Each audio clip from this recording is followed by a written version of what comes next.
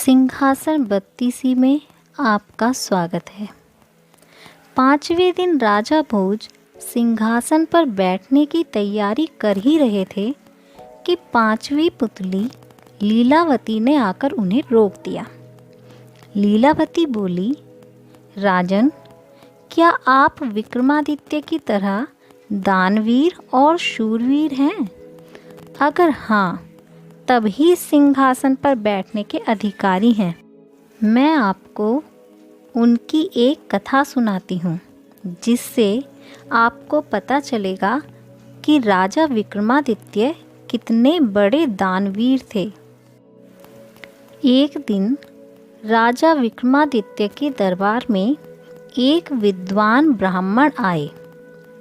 उन्होंने कहा कि अगर वे तुला लग्न में अपने लिए कोई महल बनवाएं तो राज्य की जनता खुशहाल हो जाएगी और उनकी भी कीर्ति चारों तरफ फैलेगी।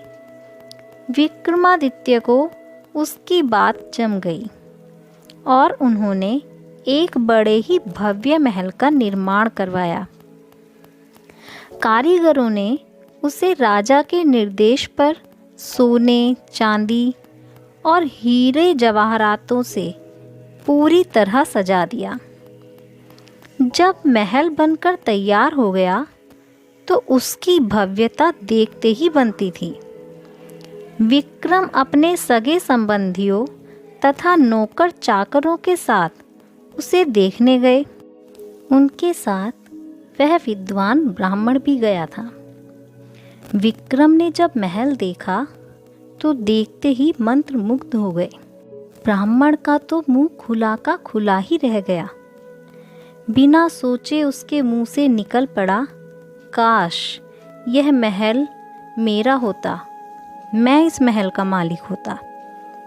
विक्रमादित्य ने यह सुना और झट वह भव्य महल उस ब्राह्मण को दान में दे दिया।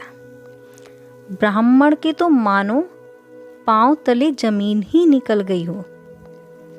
वह यह सुनते ही भागता हुआ अपनी पत्नी के पास पहुंचा और जाकर उसे महल की सारी कहानी सुना दी। पहले तो ब्राह्मणी को लगा कि शायद उसका पति पागल हो गया है और यूं ही अनाप शनाप बक रहा है, लेकिन उसके बार बार कहने पर उसने मान लिया। ब्राह्मण की पत्नी का तो खुशी का ठिकाना ही नहीं रहा।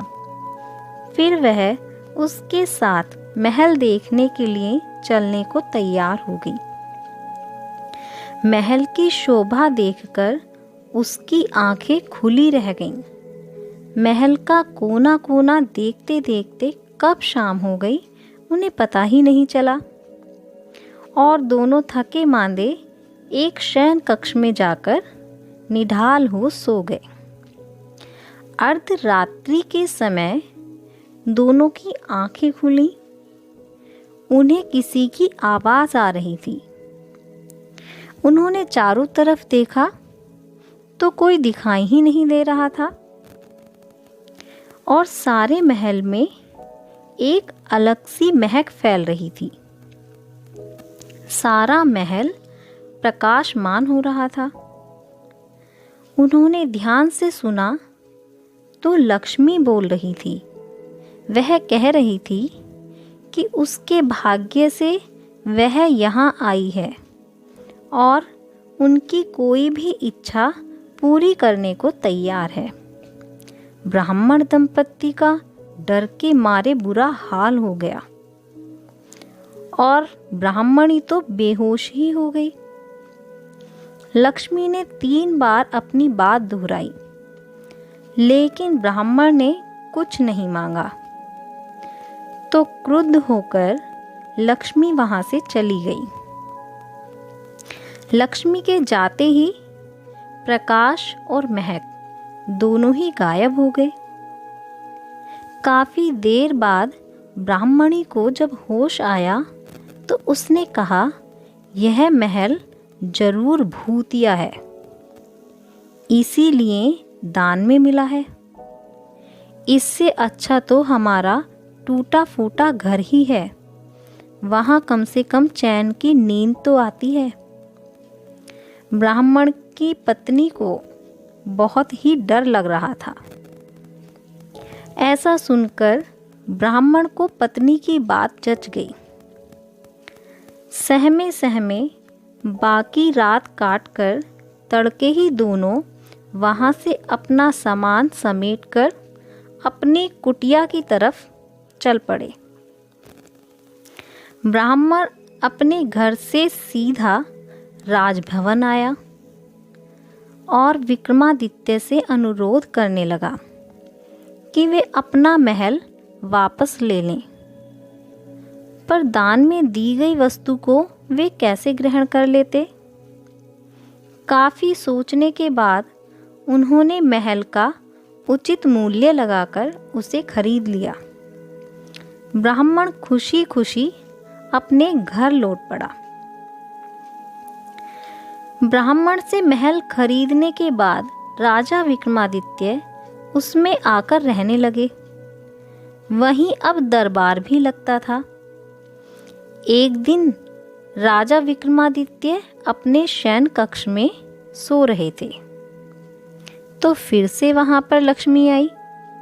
जब लक्ष्मी ने उनसे कुछ मांगने को कहा तो वे बोले, आपकी कृपा से मेरे पास सब कुछ है, फिर भी अगर आप देना ही चाहती हैं तो मेरे पूरे राज्य में धन की वर्षा कर दें, जिससे मेरी प्रजा को किसी चीज़ की कमी न रहे। अगली सुबह राजा को खबर मिली कि उनके राज्य में धन की वर्षा हुई है और सारी प्रजा वर्षा वाला धन राजा को सौंप देना चाहती है। विक्रमादित्य ने घोषणा करवाई कि कोई भी अन्य के हिस्से का धन नहीं लेगा, सभी अपने अपने हिस्से का धन बटोरेंगे और उसे अपना ही मानेंगे। यह सुनकर सारी प्रजा राजा की जय जयकार करने लगी।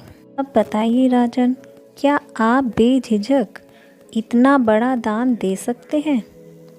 अगर आप दे सकते हैं तो इस सिंहासन पर बैठने के योग्य हैं, अन्यथा नहीं। और ऐसा कहकर वह पुतली आसमान में उड़ गई। अब राजा फिर से निराश हो गए और अपने कक्ष की ओर चले गए।